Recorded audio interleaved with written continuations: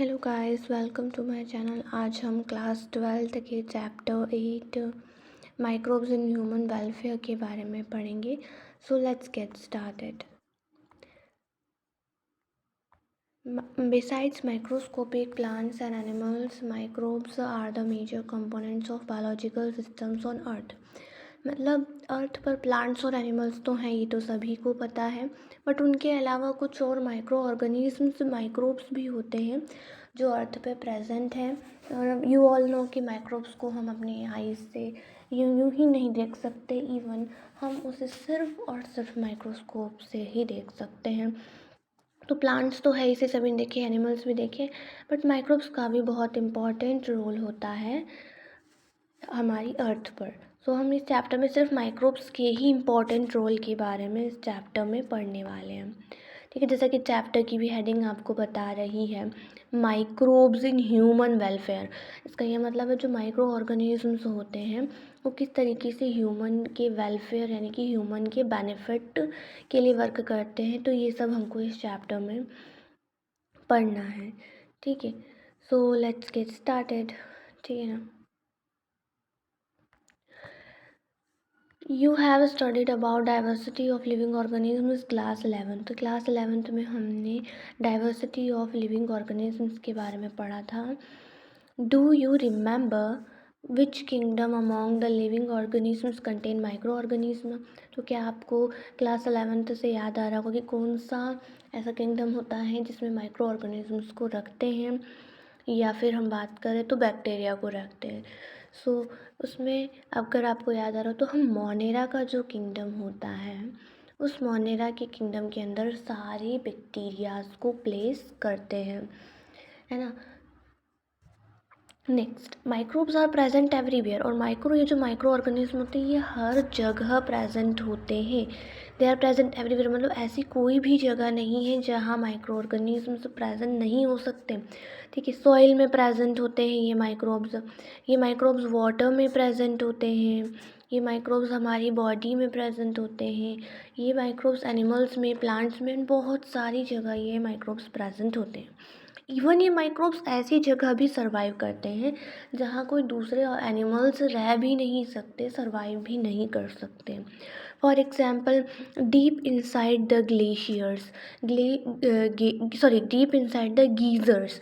Geysers का ये मतलब हुआ कि जहाँ पर बहुत ज़्यादा ही वार्म वाटर है, और वहाँ पर आपको पता है वार्म वाटर में बहुत सारे माइक्रो ऑर्गेनिज्म डेड हो जाते हैं, बट स्टिल कुछ माइक्रो ऑर्गेनिजम्स ऐसे होते हैं जो कि इस वार्म वाटर में भी सरवाइव कर लेते हैं।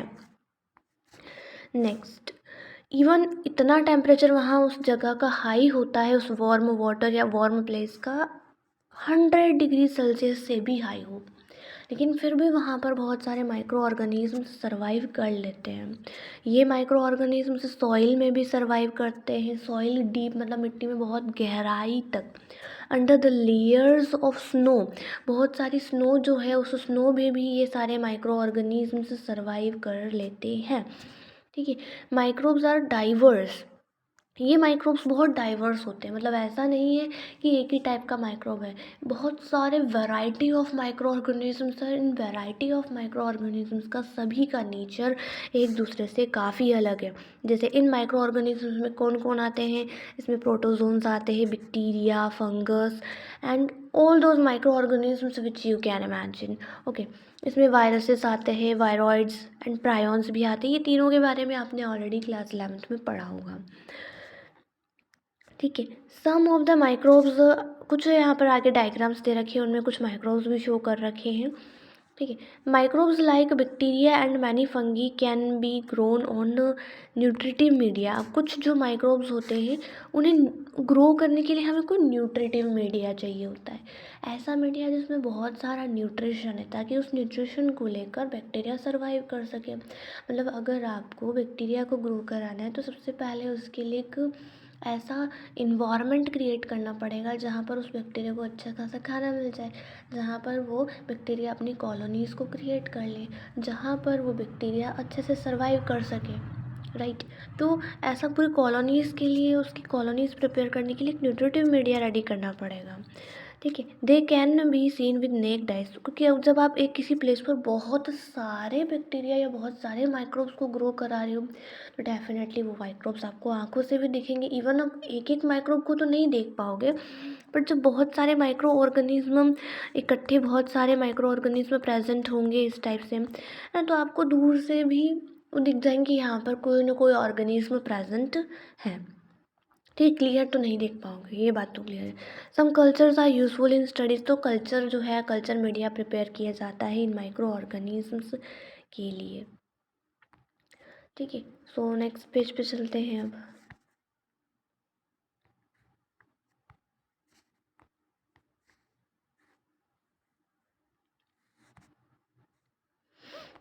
चलो अभी डायग्राम्स को थोड़ा सा समझ लेते हैं।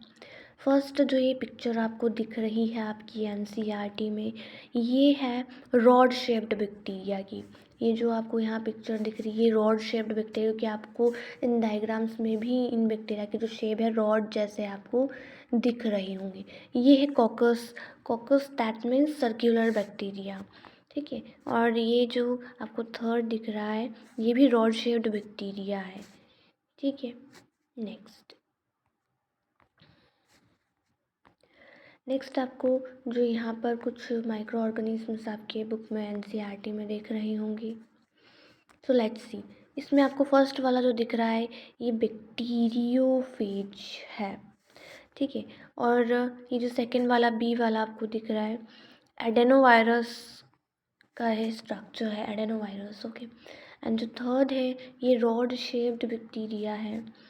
ठीक है, एंड जो थर्ड वाला है इसी से मतलब इसको एक और भी कहते हैं टीएमवी और टोबैको मोज़ेक वायरस, जो आपने 11th क्लास में पढ़ा हो। मतलब टीएमवी का भी यहाँ पर आपको करना चाहिए, क्योंकि टीएमवी का भी फुल फॉर्म आपकी बुक में लिखा है, तो मे बी ये भी पेपर में एक ऑब्जेक्टिव में पूछा जा सकता है।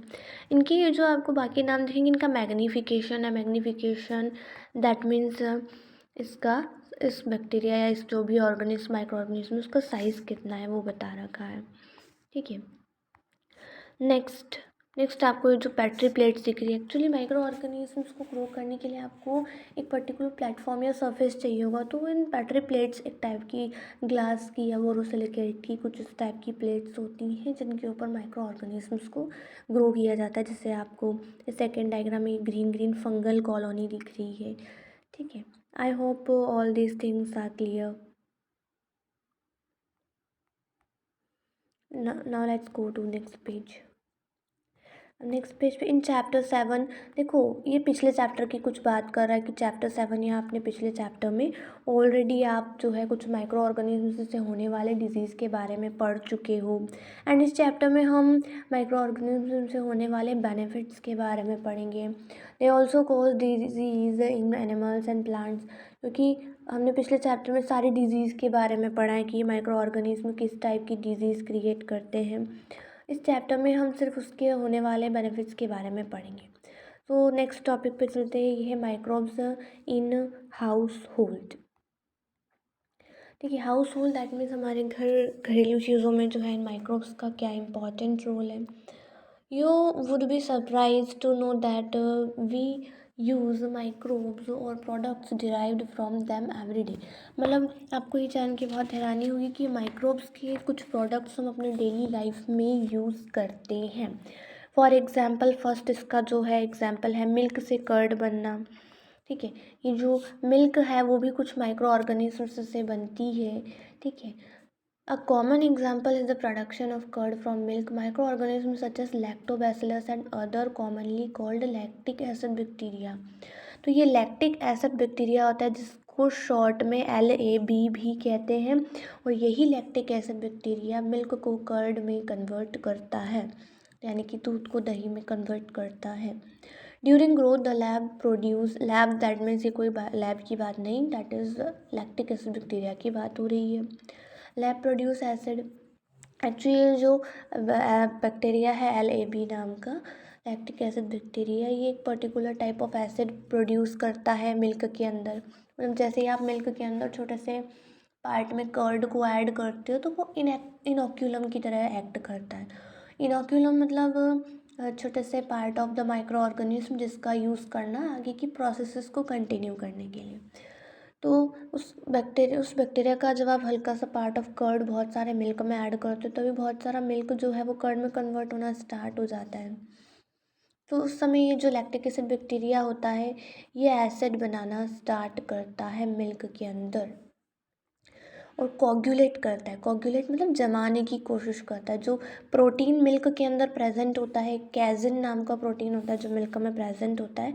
तो इस प्रोटीन को ये जो बैक्टीरिया है वो डाइजेस्ट करना स्टार्ट कर देता है। A small amount of curd added to the fresh milk, मतलब कर्ड को स्मॉल अमाउंट में मिल्क में ऐड किया जाता है स्टार्टर के फॉर्म में। स्टार्टर दैट इज़ ताकि मिल्क जो है वो कर्ड में कन्वर्ट हो सके। ठीक है, तो नेक्स्ट लिखा है कि जो मिल्क का कर्ड में कन्वर्ट होना है टेम्परेचर से अफेक्ट होता है। मतलब टेम्परेचर एक ऐसा फैक्टर है जो इसे अफेक्ट करता है, क्योंकि sometimes you have seen that in summers, मतलब गर्मियों में कर्ड बहुत जल्दी फॉर्म हो जाती है एंड विंटर्स में कर्ड बहुत स्लो टाइम लगता है बहुत ज़्यादा कर्ड को बनने में। तो टेम्परेचर भी इन बैक्टीरिया की एक्टिविटीज़ को बहुत ज़्यादा इफ़ेक्ट करता है। तो अब ठीक है, ये तो समझ में आ गया। पहली बात तो ये क्लियर हो गई कि मिल्क का कर्ड में कन्वर्ट होने के लिए लैक्टिक एसिड बैक्टीरिया काम आता है। मतलब इसका क्या बेनिफिट है, हम तो यहाँ पर माइक्रोब्स के बेनिफिट के बारे में पढ़ने हैं। दही का ऐसा क्या बेनिफिट हमें हो रहा है। एक्चुअली जो कर्ड है वो उसमें बहुत सारा विटामिन B12 होता है। एंड सेकेंड इसका इम्पोर्टेंस ये है कि ये जो कर्ड होती है हमारे डाइजेस्टिव सिस्टम के लिए बहुत हेल्पफुल होती है। ठीक है, और हमारे पेट के लिए भी बहुत हेल्पफुल होती है। बहुत सारे डेंजरस या ख़राब माइक्रो ऑर्गेनिज्म से फाइट करने का काम करती है और हमें डिजीज़ से बचाने का भी काम करती है।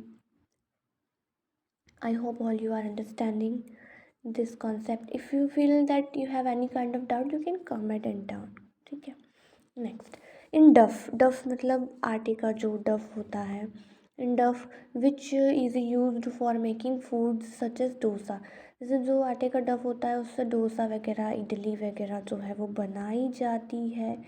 ठीक है, तो उसमें भी क्या होता है कुछ बैक्टीरिया यूज़ होते हैं फर्मेंटेशन की प्रोसेस के लिए। मतलब उस डफ को भी काफ़ी समय तक थोड़े रख दिया जाता है ताकि उसमें बहुत सारे कुछ माइक्रो ऑर्गेनिजम्स डेवलप हो ताकि उस डफ से जो भी डिश बनाई जा रही है वो और ज़्यादा टेस्टी हो। The puffed up appearance of dough is due to the production of CO2। मतलब जो डफ होता है या इडली जो बनाई जाती है वो पफ्ड मतलब वो एकदम से मतलब फूली फूली इसीलिए होती है। इसका रीज़न ये है कि उसमें बहुत सारी कार्बन डाइऑक्साइड बनती है। अब कार्बन डाइऑक्साइड बनने की वजह से जैसे आपको पता है आप किसी भी चीज़ का कंबशन करते हो, किसी भी चीज़ को जलाते हो तो कार्बन डाइऑक्साइड बनती है। तो और बहुत इसी प्रकार से बहुत सारे माइक्रो ऑर्गेनिजम्स की एक्टिविटी से भी कार्बन डाइऑक्साइड बनती है। तो जब वो जो डफ है आटे का जो भी है उसमें भी कार्बन डाइऑक्साइड बनती है। जब आप उससे कुक करते हो तो वो कार्बन डाइऑक्साइड जब नीचे से ऊपर की तरफ उठती है तो जो भी फूड सब्सटेंस है वो फूला फूला एंड स्पंजी होता है। ठीक है, can you tell which metabolic pathway. Okay, similarly the dough which is use for making bread. इसी तरीके से जो डफ होता है जो ब्रेड बनाने में यूज़ होता है। अब आपको पता है ब्रेड भी बहुत फ्लफ़ी होता है। ठीक है, तो इतना फ्लफ़ी कैसे, क्योंकि उसके अंदर एक यीस्ट नाम का फंगस यूज़ किया जाता है। और ये जो यीस्ट नाम का फंगस होता है ये बहुत सारे कार्बन डाइऑक्साइड बनाता है। अब ये बहुत सारे कार्बन डाइऑक्साइड बनाएगा तो कार्बन डाइऑक्साइड नीचे से ऊपर की तरफ उठेगी एंड जब कार्बन डाइऑक्साइड नीचे से ऊपर की तरफ उठेगी तो ब्रेड काफ़ी फ्लफ़ी एंड स्पंजी होगा। यहाँ पर एक और मोस्ट इंपॉर्टेंट क्वेश्चन है सैकरोमाइसिस सेरेविसाई। ये आपको दिख रहा होगा ब्रैकेट में यहाँ लिखा हुआ। एक्चुअली सैकरोमाइसिस सेरेविसाई जो है वो यीस्ट का ही साइंटिफिक नेम है। ठीक है, a number of traditional drinks मतलब बहुत सारे ट्रेडिशनल ड्रिंक्स जो होते हैं वो भी यूज़ होते हैं जिसके अंदर बहुत सारे माइक्रो ऑर्गेनिजम्स का यूज़ किया जाता है। फॉर एग्ज़ाम्पल टोडी जो है वो साउथ इंडियन टोडी एक टाइप की ड्रिंक होती है जो साउथ इंडियन पीपल्स जो है वो ड्रिंक करते हैं। तो उसमें भी फर्मेंटेशन की प्रोसेस से उसे बनाया जाता है जिसमें माइक्रोब्स बहुत हार्मफुल होते हैं। Microbes are also used for ferment fish को फर्मेंट करने के लिए भी माइक्रो ऑर्गेनिज्म का यूज़ किया जाता है। इवन जो सोयाबीन है उसको भी फर्मेंट करने के लिए मतलब उनसे बहुत सारी डिशेस बनाई जाती है शॉर्ट में बोले तो। बैम्बू के कुछ शॉर्ट्स होते हैं, ये भी एक टाइप का फूड ड्रिंक है। चीज़, अब चीज़ की बात करें, what is cheese, right. Cheese, paneer की बात हो रही कि cheese is the one of the oldest food item, सबसे पुराना फूड आइटम है और उसे भी माइक्रोब्स की हेल्प से प्रिपेयर किया जाता है। उसका भी पर्टिकुलर टेक्सचर होना चाहिए तभी वो चीज़ प्रिपेयर होता है, पर्टिकुलर उसके फ्लेवर होता है एंड टेस्ट होता है। आपको मैं आपकी इन्फॉर्मेशन के लिए बता दूँ कि जैसा कि आपने आई थॉट ये की टाइप का चीज़ खाया होगा, बट चीज़ भी अलग अलग टाइप्स के होते हैं जिसमें अलग अलग माइक्रो ऑर्गेनिजम्स का यूज़ किया जाता है। ठीक है, for example the large holes of एक स्विस नाम का चीज़ होता है, स्विस चीज़, जिसमें बहुत ज़्यादा बड़े बड़े होल्स होते हैं। एंड ये क्वेश्चन जो है एक बार अभी पिछले साल के पेपर में पूछा भी गया था। सो आप यहाँ से आंसर मार्क कर सकते हो कि स्विस चीज़ क्या है। Swiss cheese is a kind of cheese in which there is a large holes in it due to the production of huge amount of carbon dioxide and ये कौन से bacteria की एक्टिविटी से ऐसा हो रहा है, तो उस बैक्टीरिया का नाम है प्रोपियोनी बैक्टीरियम शैमानी नाम का। ये जो यहाँ पर बैक्टीरिया लिखा है मैंने अंडरलाइन भी किया है, ये बैक्टीरिया की वजह से जो है ये स्विस चीज़ जो है ये इसमें बड़े बड़े होल्स प्रोड्यूस होते हैं। अब एक और जो चीज़ है वो है रैकफोर्ड चीज़। अब जो रैकफोर्ड चीज़ है वो भी एक पर्टिकुलर टाइप ऑफ फंगस से प्रिपेयर होता है एंड इसमें भी काफ़ी स्पेशलिटी है। तो मैं आपको बता देती हूँ कि ये जो रैकफोर्ड चीज़ है इसमें कौन सा फंगस यूज़ होता है, you can also note down. ठीक है, रैकफोर्ड चीज़ के अंदर एक फंगस है जिसका नाम है पेनिसिलियम रैकफोर्टी। पेनिसिलियम रैकफोर्टी नाम का फंगस यहाँ पर यूज़ होता है। आई होप आपको ये एनसीईआरटी की पार्ट 1 की रीडिंग अच्छी लगी होगी। You can do like, share and comment. इसका wait for its second part है ना। सेकेंड पार्ट में हम पढ़ेंगे माइक्रोब्स इन इंडस्ट्रियल प्रोडक्ट्स। ठीक है, इंडस्ट्रियल प्रोडक्ट्स और इसके आगे बहुत सारे टॉपिक्स है, फॉर्मेंटेड बेवरेजेस, एंटीबायोटिक्स, इसके बारे में हम नेक्स्ट वीडियो में कवर करेंगे। Thank you so much for watching my video. Best of luck for your exam.